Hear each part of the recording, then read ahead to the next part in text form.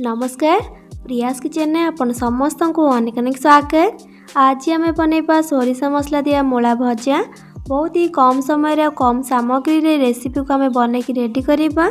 आपण या पखाल भात कि गरम भात जो थे भी खाई पारे, खाइबा को बहुत ही टेस्टी लगे। तेबे आपण ये टेस्टी रेसिपी को देखापी भिडियोटी को फुल वॉच करंतु।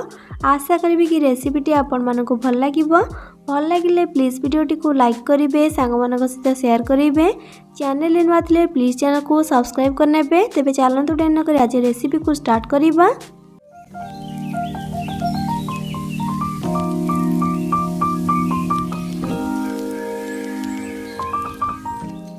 सोरिषा मसला दिया मूला भजा बनवाई प्रथम तो आमको निहाती भाव में मूला ही दरकार।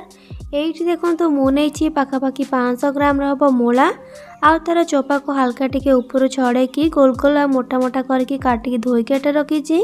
आपण मूलार क्वांटिटी निज हिसाब से नहीं पारे। एबे कौन करबा ना गैस ऑन करके गोटे कड़े को बसेकी से गोटे बाउल दौची पानी अधिक टिके पानी को आपण माने देबे। तापर से काटिकी रखिथिबा मूला को देदेबा। आमको ये आउ कौन भी जिनस आड करबार नहीं। एबे मीडियम फ्लेम रे कवर करदेबा पाखापाखि 7 ରୁ 8 मिनट पाई। से भितर चलतु गोटे मसलाटे रेडी करवा।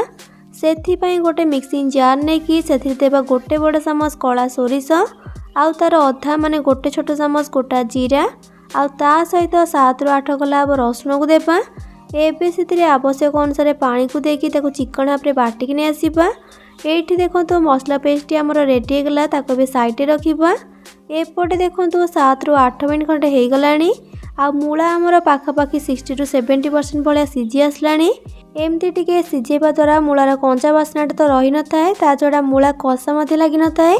एबे मूला को पानी रू छाणिकी गोटे बाउल मध्य रखिनेबा आ ए पानी को फोपाड़ नेबा। मूला को सीझेकी तो आम रेडी करनेले ताको भी साइड रखिबा। आउ सेई कड़े रे देदेबा पाखापाखि 2 ରୁ 3 बड़ चामच हम सोरिष तेल। सोरिष तेल रे बनइबे टेस्ट भल आसीबो। तेल भल भाव गरम हो गला से अधा छोट चामच पंच फुटण पकेबा। फुटण भल भाव फुटी गला से गोटे मीडियम साइज पियाज को लंबा लंबा करके काटी देदेबा। आउ ता सहित 2टा कंचा लंका को पकेबा। एबे को भल भाव मिसेकी गैस फ्लेम को लो टू मीडियम रे रखिकी पियाज को आम बेसी ना गोटे मिनट खंडे भाजवा। आमको ये पियाज को बेसी गोल्डन ब्राउन कलर करके भाजवा नहीं, बास खाली तार कंचा बास्नाटा चली जाए भाजवा। ये आपड़ देखिपारे पियाज आम टे भाजी गला। पियाज यहपरी भाजी गला से भी सीझे रखि मूला को देदेबा। आउ ता सहित पकेबा अधा छोट चामच हल्दी गुंड आउ ता सहित स्वाद अनुसार लुण। बस एति को देखिए सबको भल भाव मिक्स करनेबा। आउ गैस फ्लेम को मीडियम रे रखिकी कंटिन्यूअसली गोले गोले की पाखापाखि 2 मिनट खंडे भाजवा। नॉर्मली जमती आम मूला भजा करी भाजवा। 2 मिनट रू अधिक भाजवा दरकार नहीं। पाखापाखि 2 मिनट खंडे मीडियम फ्लेम रे भाजिला परे मूला ये आमर टिके भाजी गला। एबे कौन करबा ना प्रिपेयर करके रखिबा मसला पेस्ट को देदेबा। जेहेतु आम सोरिष मसला देकी याको भाजिबा से अधिक टाइम मूला को भाजिबा दरकार नहीं। मसला पेस्ट को दे सारा परे से भी एक्स्ट्रा पानी को ये दौनी। बस मिक्सिंग जार को धोईकी 1 ରୁ 2 चामच हम पानी को दौची।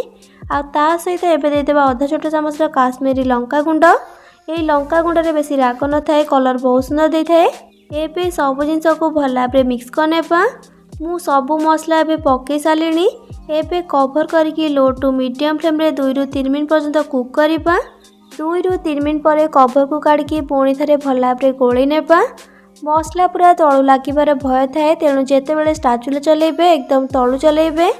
एथर पुणी थे कवर करबा लो फ्लेम रे 2 ରୁ 3 मिनट पर्यंत आहरी या कुक करबा। 2 ରୁ 3 मिनट पर पुणी कवर काढ़ी भल भाव गोलेबा। एबे आउ कवर दबानी, बिना कवर देके भाजवा कहीं मूला आमर प्राय सीझी आसला। तेणु या कवर दबानी।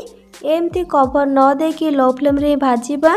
आपको आहरी 5 ରୁ 7 मिनट पर्यंत बिल्कुल लो फ्लेम रे भाजबे। मझिरे मझिरे खाली गोटे गोटे थर तलू उल्टे नौथिबे जेमती कि मसला तलू न लगे।